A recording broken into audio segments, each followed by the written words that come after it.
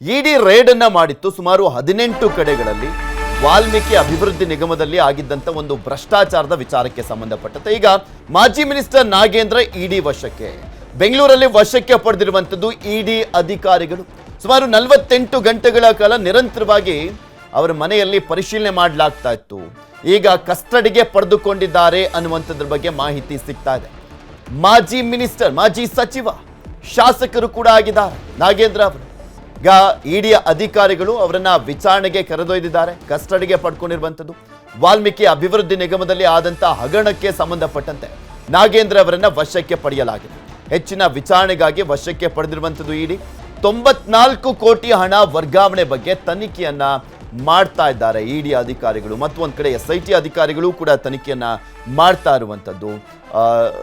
ಮೊನ್ನೆ ದಾಳಿಯನ್ನ ಮಾಡಿದಂಥ ಸಂದರ್ಭದಲ್ಲಿ ಬೆಳಗ್ಗೆ 7 ಗಂಟೆಯಿಂದ ನಿನ್ನೆ ರಾತ್ರಿ ತಡರಾತ್ರಿಯವರೆಗೂ ಕೂಡ ನಾಗೇಂದ್ರ ಅವರ ನಿವಾಸದಲ್ಲಿ ನಿರಂತರವಾಗಿ ಪರಿಶೀಲನೆ ಮಾಡುವಂಥ ಕೆಲಸವನ್ನ, ಮಾಹಿತಿಯನ್ನ ಕಲೆಕ್ಟ್ ಮಾಡುವಂಥ ಕೆಲಸವನ್ನ, ವಿಚಾರಣೆ ಮಾಡುವಂಥ ಕೆಲಸವನ್ನ ಇಡಿ ಅಧಿಕಾರಿಗಳು ಮಾಡ್ತಾ ಇದ್ರು. ಈಗ ಮಾಜಿ ಸಚಿವ ನಾಗೇಂದ್ರ ಅವರನ್ನ ವಶಕ್ಕೆ ಪಡೆದಿದ್ದಾರೆ. ವಶಕ್ಕೆ ಪಡೆಯುವ ಮುಖಾಂತರ ಇವರ ಪಾತ್ರ ಯಾವ ರೀತಿಯಾಗಿದೆ ಅನ್ನುವಂಥದ್ದನ್ನ ಕಾದು ನೋಡಬೇಕು. ಬಿಕಾಸ್ ಅದು 1-2 ಕೋಟಿ ಅಲ್ಲ, ಬಹುಕೋಟಿಯ ಹಗರಣ ಎಲೆಕ್ಷನ್ ಸಂದರ್ಭದಲ್ಲಿ ಆಗಿತ್ತು. ಹಾಗೆ ಆ ಇಲಾಖೆಯ ಮಿನಿಸ್ಟರ್ಗೆ ಗೊತ್ತಿಲ್ಲದೆ ಇಷ್ಟೆಲ್ಲ ಆಗ್ಬಿಡ್ತಾ ಅನ್ನುವಂಥ ಪ್ರಶ್ನೆಗಳೆಲ್ಲವೂ ಕೂಡ ಎದ್ದಿತ್ತು. ಈಗ ಇಡಿ ಅಧಿಕಾರಿಗಳು ಇವರನ್ನ ವಶಕ್ಕೆ ಪಡೆದಿರುವಂಥದ್ದನ್ನು ನೋಡ್ತಾ ಇದ್ರೆ ಏನೇನು ದಾಖಲೆ ಸಿಕ್ಕಿದ್ದಾವೋ ಗೊತ್ತಿಲ್ಲ. ಬಿಕಾಸ್ ಇವರ PAಗಳನ್ನ ವಿಚಾರಣೆ ಮಾಡಲಾಗ್ತಾ ಇತ್ತು. ಈಗ ಆಲ್ರೆಡಿ ಒಬ್ಬ SIT ಅಧಿಕಾರಿಗಳ ವಶದಲ್ಲಿರುವಂಥದ್ದು ನೆಕ್ಕುಂಟಿ ನಾಗರಾಜ್, ಮತ್ತೊಬ್ಬ PA ಹರೀಶ್ನನ್ನ ವಿಚಾರಣೆ ಮಾಡಿದ್ರು. ಶಾಂತಿನಗರದ ಇಡಿ ಆಫೀಸಿಗೆ ಕರ್ಕೊಂಡು ಹೋಗಿ ವಿಚಾರಣೆ ಮಾಡಲಾಗಿತ್ತು. ಬಿಕಾಸ್ ಆತ ನಾಗೇಂದ್ರ ಅವರ ಮುಖ ನೋಡ್ತಾ ಇದ್ದ, ಮನೆಯಲ್ಲಿ ಸರಿಯಾಗಿ ಉತ್ತರ ಕೊಡ್ತಾ ಇರಲಿಲ್ಲ ಅಂತ. ಈಗ ನಾಗೇಂದ್ರ ಅವರನ್ನೇ ವಶಕ್ಕೆ ಪಡೆಯಲಾಗಿದೆ. ಇದ್ರ ಬಗ್ಗೆ ಇನ್ನಷ್ಟು ಮಾಹಿತಿಯನ್ನು ಕೊಡ್ತಾ ಹೋಗ್ತಾರೆ ನಮ್ಮ ಪೊಲಿಟಿಕಲ್ ಬ್ಯೂರೋ ಮುಖ್ಯಸ್ಥರಾಗಿರುವಂತಹ ಚಿದಾನ್ ಪಟೇಲ್ ನಮ್ಮ ಜೊತೆ ದೂರವಾಣಿ ಸಂಪರ್ಕದಲ್ಲಿ ಜಾಯ್ನ್ ಆಗ್ತಾರೆ. ಚಿದಾನ್ ಪಟೇಲ್, ನಾಗೇಂದ್ರ ಅವರನ್ನ ವಶಕ್ಕೆ ಪಡೆಯಲಾಗಿರುವಂಥದ್ದು, ಅವರ ಪಾತ್ರ ಯಾವ ರೀತಿಯಾಗಿದೆಯೋ ಏನೋ ಗೊತ್ತಾಗಬೇಕು ಇನ್ನಷ್ಟೇ. ಏನು ಅಪ್ಡೇಟ್ ಸಿಗ್ತಾ ಇದೆ ಇದ್ರ ಬಗ್ಗೆ?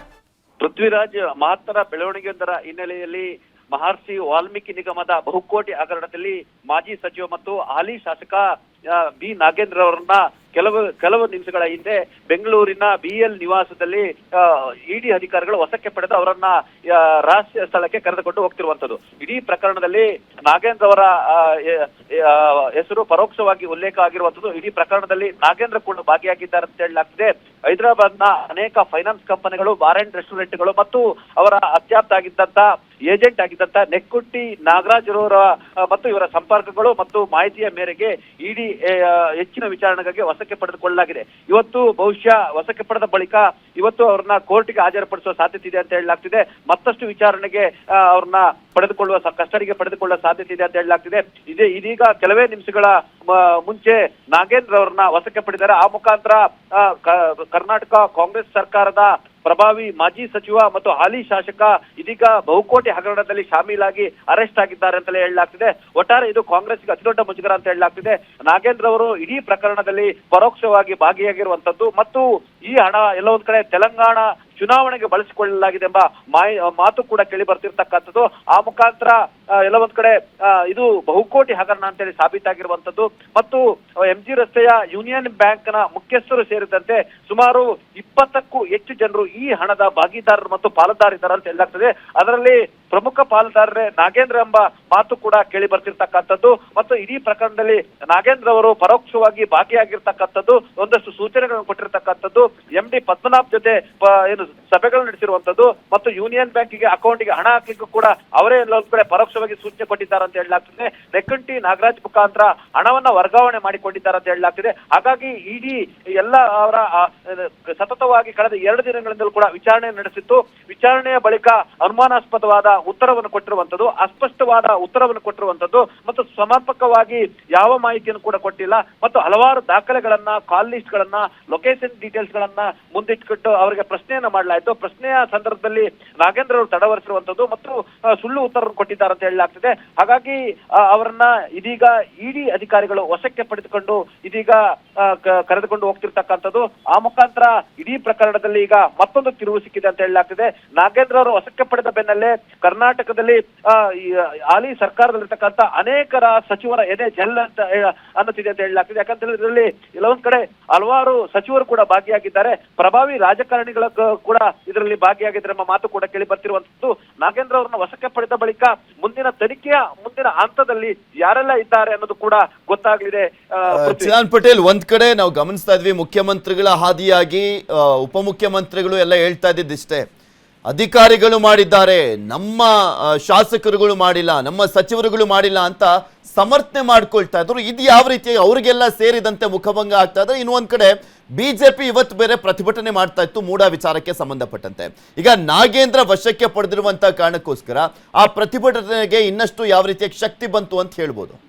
ಅಫ್ಕೋರ್ಸ್, ಯಾಕಂತಂದ್ರೆ ಇದು ಪ್ರಮುಖ ವಿಪಕ್ಷವಾಗಿರ್ತಕ್ಕಂಥ ಭಾರತೀಯ ಜನತಾ ಪಕ್ಷ ಮತ್ತು ಮೈತ್ರಿ ಗೆಳೆಯ ಆಗಿರ್ತಕ್ಕಂಥ ಜೆಡಿಎಸ್ ಕೂಡ ಕಾಂಗ್ರೆಸ್ ಸರ್ಕಾರದ ವಿರುದ್ಧ ಸದನದ ಒಳಗೆ ಮತ್ತು ಹೊರಗೆ ಹೋರಾಟ ಮಾಡಲು ಅತಿ ದೊಡ್ಡ ಭ್ರಷ್ಟಾಚಾರ ಅಸ್ತ್ರ ಸಿಕ್ಕಂತಾಗಿದೆ. ಯಾಕಂತ ಹೇಳಿದ್ರೆ ಮಾಜಿ ಸಚಿವರೇ ಇಡೀ ಪ್ರಕರಣದಲ್ಲಿ ಭಾಗಿಯಾಗಿದ್ದಾರೆ ಎಂಬ ಅನುಮಾನ ಮತ್ತು ಹಲವಾರು ದಾಖಲೆಗಳು ಇಡಿಗೆ ಲಭ್ಯವಾಗಿರೋ ಕಾರಣಕ್ಕಾಗಿ ಅವರನ್ನ ವಶಕ್ಕೆ ಪಡೆದಿರುವಂತದ್ದು. ಈ ಎಲ್ಲ ಹಿನ್ನೆಲೆಯಲ್ಲಿ ನಾವು ಕಳೆದ 3 ದಿನಗಳ ಹಿಂದೆ ಕೂಡ ನಾಗೇಂದ್ರ ಅವರು ಬಹುತೇಕ ಅರೆಸ್ಟ್ ಆಗೋದು ಖಚಿತ ಎಂಬ ಸುದ್ದಿಯನ್ನು ಕೂಡ ಬಿತ್ತರಿಸಿದ್ವಿ. ಅಂತೆಯೇ ನಾಗೇಂದ್ರ ಅವರು ಇದೀಗ ಅರೆಸ್ಟ್ ಆಗಿರುವಂತದ್ದು.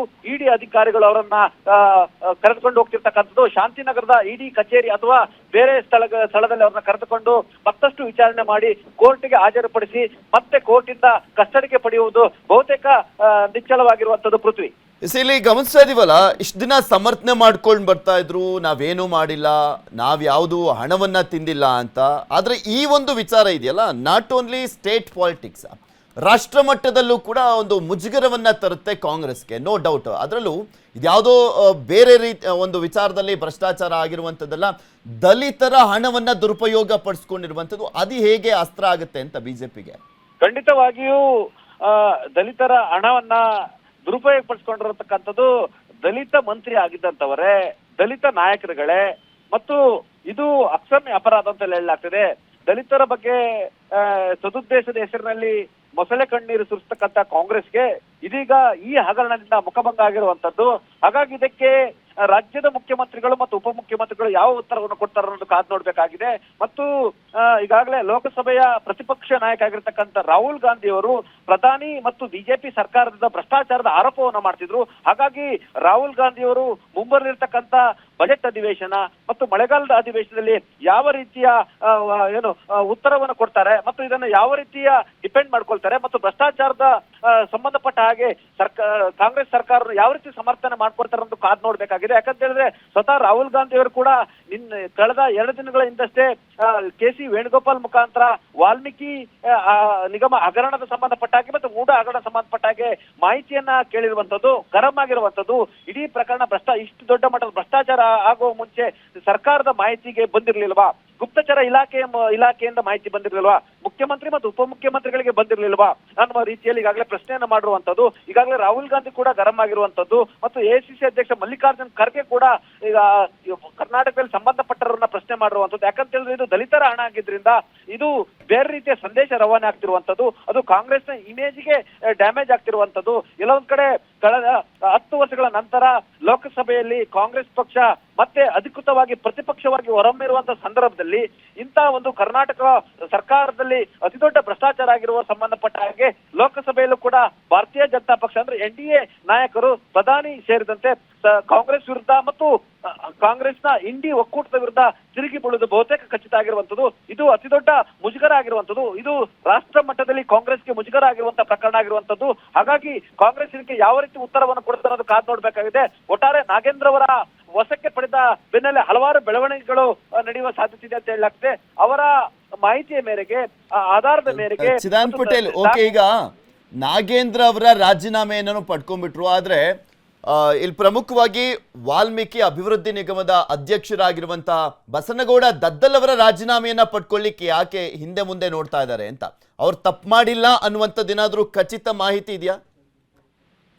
ಈಗಾಗಲೇ ದದ್ದಲ್ರವರು ಕೂಡ ವಿಚಾರಣೆ ನಡೀತಿರುವಂತದ್ದು, ನಿನ್ನೆ ಕೂಡ ವಿಚಾರಣೆ ನಡೆದಿರುವಂತದ್ದು ಮತ್ತು ರಾಯಚೂರು ಅವರ ನಿವಾಸ ಮತ್ತು ಅವರ ಎಲ್ಲ ಆಪ್ತ ಸಂಬಂಧಿಕರ ಮನೆಗಳಲ್ಲೂ ಕೂಡ ಮತ್ತು ಈಗಾಗಲೇ ಇಡಿ ದಾಳಿ ಮಾಡಿ ಬಹಳಷ್ಟು ಜನರನ್ನ ವಿಚಾರಣೆಗೆ ಒಳಪಡಿಸಿರುವಂತದ್ದು.